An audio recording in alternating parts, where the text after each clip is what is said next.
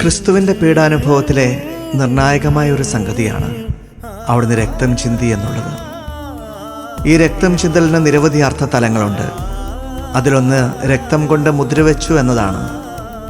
ഉടമ്പടികളാണല്ലോ സാധാരണ മുദ്രവെക്കാറ്.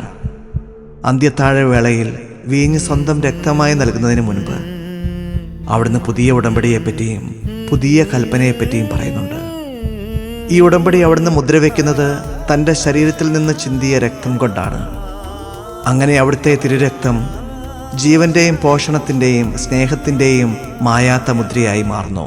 ആമേൻ. നിണമണിഞ്ഞ കാൽപ്പാടുകൾ പിന്തുടർന്നു ഞാൻ വന്നു, ക്രൂശിൽ പിടയും യേശുവേ നിൻ മിഴികളിൽ നോക്കി നിന്നു.